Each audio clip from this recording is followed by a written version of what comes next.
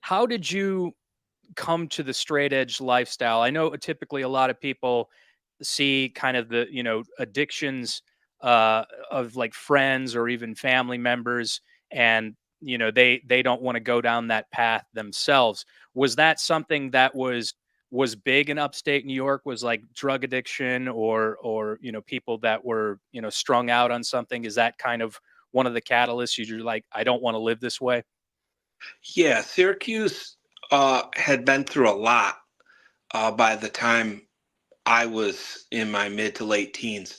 Like a lot of the factories here closed, just like in, Flint or Detroit or Toledo or Buffalo, Rochester. Like Syracuse kind of went down that same drain when the heavy industry moved out and relocated into different parts of the world or different parts of the country. So there was certain areas that were kind of ghost towned pretty quick. And with the type of winters that we have here, all it took was like 5 or 6 years for things to look like they were in a state of decay. You know, um, water pooling in buildings and roofs caving in, which was cool for us because we like graffiti and skateboarding. But we didn't know that it was like kind of the sign of the end of the region's prosperity. But it kind of, things went into a swift descent from there. And I think there was a lot of trauma from that, a lot of financial hardship, and a lot of the kids from the punk scene were heavily into drinking and heavily into, soft drugs and then hard drugs. And I just didn't want anything to do with it. I wanted to be the best skater and snowboarder I could be. Um, I wanted to be physically fit for like judo and mountain biking, and uh, that's why I set myself on the whole vegan straight edge path. Um, Now, you initially discovered straight edge through like music. Yeah, absolutely. Yeah, we Earth Crisis is the first vegan straight edge band, but there was plenty of incredible straight edge bands, starting out in the early '80s. And just to give young guys, every day is somebody's first day, so bear with me if you've heard it all before. Um, yeah, Minor Threat and Teen Idols, SSD and DYS in Boston, and then uh, things, took off on the West Coast with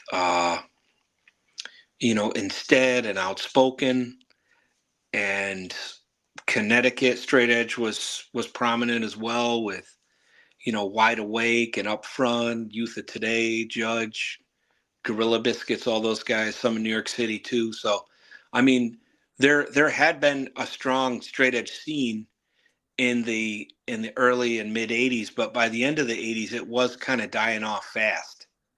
So we got there as the wave broke. Do you feel like straight edge is still kind of going strong? Because every so often I hear about a really awesome straight edge band, and I know that in particular there was kind of like a resurgence in like the early 2000s. You got like Until the End, and I mean, I guess they were kind of still going on in the 2000s was Trial. Do you still hear about a lot of strong straight edge bands that are cropping up? Yeah, there are. Yeah, let's see, there's some straight edge fronted bands. I don't know if the entire lineup is, in adherence with the concept, but I know that Deal with God and The Storm, as well as Street Hassle and uh, oh, some of the names are slipping my mind right now. I'm sorry, but yeah, there's definitely plenty of straight edge bands from here. And I know for a fact we've played with some serious bands like Weapon X out in Detroit, and Um, yeah, and there's a lot. Yeah, there is definitely a lot. Did you ever have any like, because a lot of kids, straight edge, that's their life. Did you have ever have any sort of dealings growing up with any sort of religion or spirituality? Yeah, absolutely. Yeah, and I feel really bad when people, I would start to hear stories once we got out on the road, like of people whose parents were kind of oppressive with their religious beliefs, because mine weren't. It was just something that they believed in. They wanted to share with me, and I could see that it offered like a moral compass and a moral code of conduct. Kind of red lights and green lights when it came to interpersonal um, interactions with people.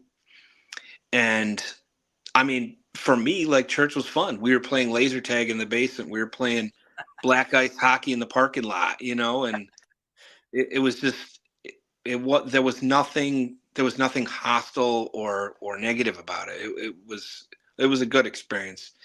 And the church to this day does like really good uh, outreach programs. Like my parents' church has one program called Blessings in a Backpack, and they will they'll take a book bag and fill it with food for um, kids who basically rely on like school breakfasts and lunches to make it through the week.